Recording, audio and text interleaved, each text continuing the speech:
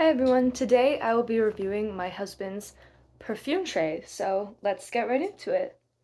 The first perfume he has is this one, YSL Bleu Electrique. This one is, let's spray it.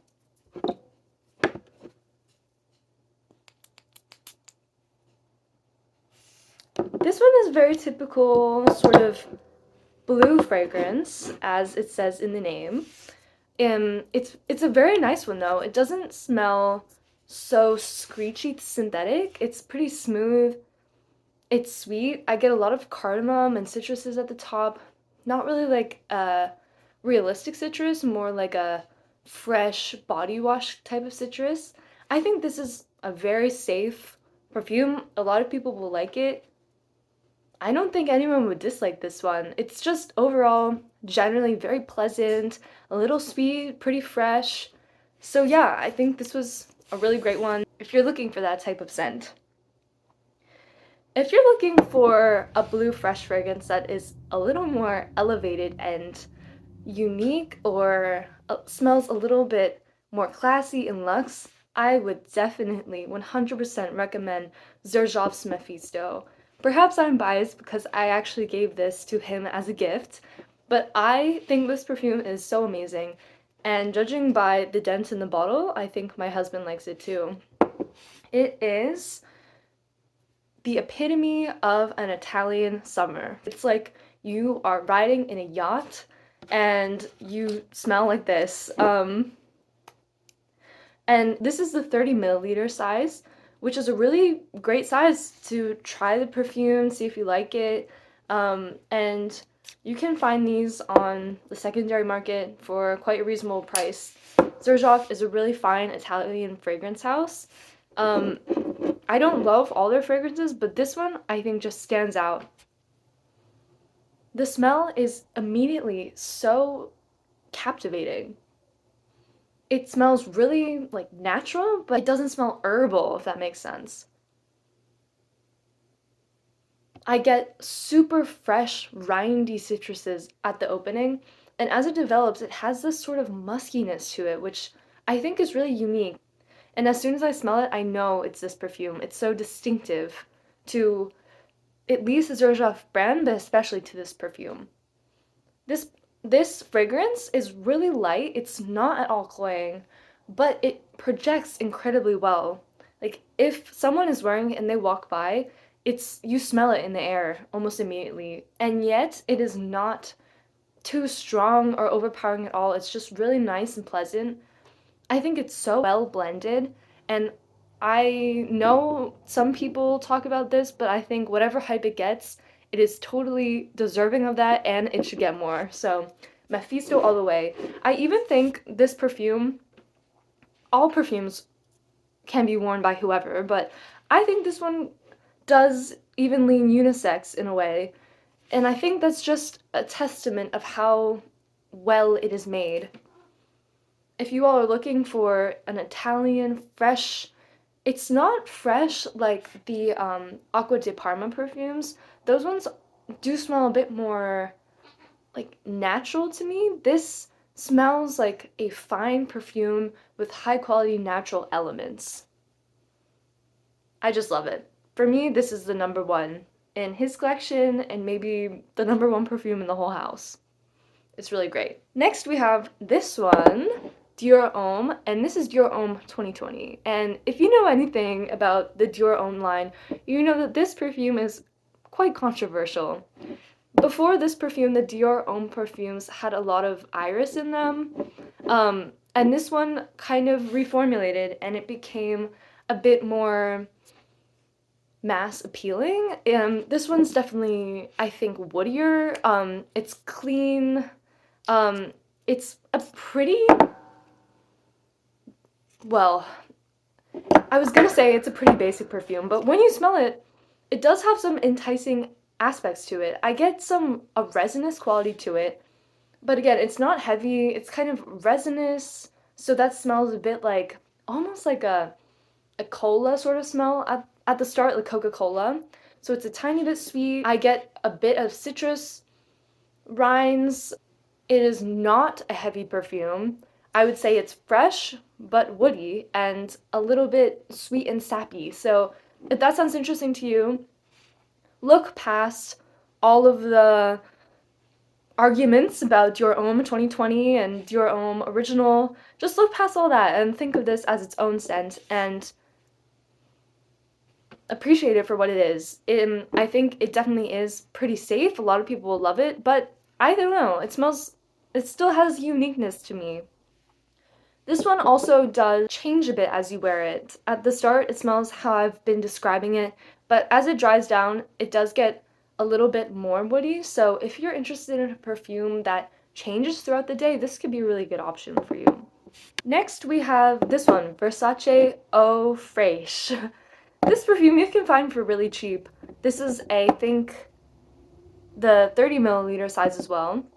And this is the 50 ml. Yeah, you can get this for a really affordable price, but honestly, it's really great. If you know Dolce & Gabbana's Light Blue, the perfumer who made that one, the one for women, also made this one. So I think it has a quality of that light blue perfume in it. It's just a really great summer perfume. There's almost nothing serious about it. It smells like lemonade. It's good for the gym. It's good for just when you want something simple and fun. And if you're looking for that type of scent, it's really great. The bottle is really fun as well. I think the perfume is just as serious as the bottle is, so do with that what you will. Next is this perfume. It's by a brand I've never heard of. It's called Ocean by Nabeel. It has this really cool boat on the cap, and it smells really great as well. This one, unlike the others, I think this is the strongest perfume out of all of these here. Pretty much by far, like maybe twice as strong. It's It also has a ton going on in the smell. It's wow, it's so hard to describe because I think there's just so many things in here. I would not immediately describe it as natural smelling. I don't smell any sort of fruit or anything or natural element right off the bat, but it's really well blended. It's a strong smell, it's sweet, it's a little bit mysterious. It's not deep and it's not heavy. If anything, it's a bit piercing. But it does have some depth as it's starting to dry down. I think if you're interested in this perfume, you would really just have to smell it. I think it's really nice and it lasts forever. So if you're wanting to prioritize a long-lasting perfume, look into something like this because this will last honestly for days. Next we have this perfume, Bois Imperial by Quentin Bish, who is a really, really famous perfumer. I know a ton of people love this perfume. To me, it smells extremely peppery, like almost like you just have the dust that you get when you're grating a black pepper. I think it's also supported by some woods. When I smelled it before, I just couldn't get over the pepperiness. So this is definitely my least favorite of the collection. But I think maybe it appeals to some people who are after that really peppery smell. So I would say this is kind of a famous one, but I do not think it is blind buy safe. So be careful. And sometimes with the niche perfumes, if you love them, they're so amazing, but sometimes you really do need to sample them first because what other people love may not be what you like. Okay, then we have this one. This is a perfume by Narciso Rodriguez, who is famous for making a lot of really popular women's perfumes. I have one, the Narciso Red one. They're famous for their musks, so they make really powdery perfumes. And this is such a unique offering by them, which is designed for men. It is Narciso for him, Narciso Rodriguez for him. And it is such a unique smell. I confidently have never smelled another perfume like this one. At first, it kind of did surprise me. It has sort of almost like a petrol element to it. At first, I found it a little off-putting, but then the more I smelled it, it almost became a little addicting. It's definitely a dark and mysterious fragrance.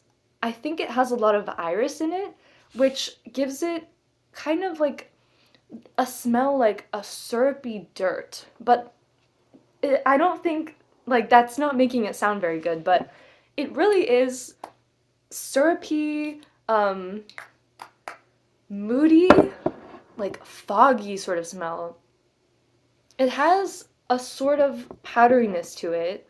The musk is different from in the other Narciso perfumes, which is a more clean, powdery musk. This one is, it's not animalic at all. It's almost a little bit sharp. And, like, when I said dirt, I think I mean more like it kind of reminds me of a dark forest floor. And you're just laying amongst the violets, looking up at this dappled light, or even not light, but like a fog that has descended into the trees. Maybe this color kind of captures it pretty well. It's a pretty opaque perfume. It really is like fog because you get some airiness to it, but there is a weight and a depth there as well. It's sharp, it's earthy. I think it has a lot of patchouli as well as violets.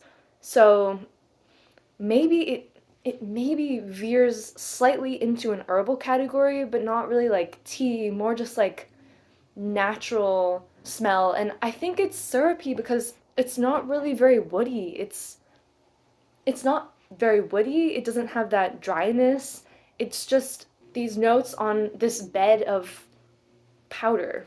So, I'm really actually very impressed by this one. I think if you're looking for something really unique and something that surprises you, this might be a really good choice. I think this one is signature scent worthy material, along with Mephisto, of course. Maybe not in the middle of summer, but I think it could work in basically every other time of the year. It's pretty fresh, but it can still hold its own weight in the wintertime. It's such a unique perfume, and I am surprised to find how much I have come to like it. The last perfume is a perfume that I made, actually. It's called Dream Boy, and as you can see, it is all gone, so I will take that as a compliment. This perfume was made with a lot of cardamom. I put in some tobacco notes. So it's kind of like that sort of vibe. The idea was that it might smell kind of, as the name implies, a little dreamy. And to me, cardamom is just such an absolutely beautiful spice.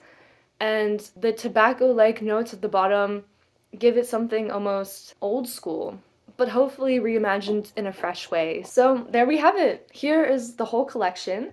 I think he has developed a number of perfumes over time that give him a lot of options and versatility. There's the fresh ones, like these over here. He has a lot of fresh ones actually.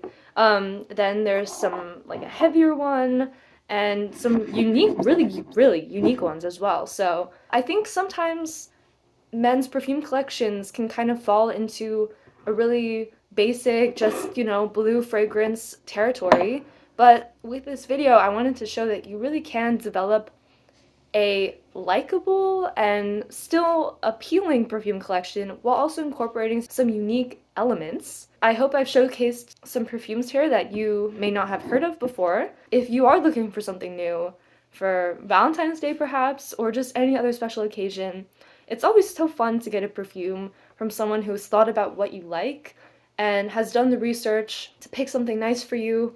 Or it's always fun to try some new things for yourself and discover just how many fragrances there are out there. So thank you so much for watching, and I'll see you next time. Bye bye!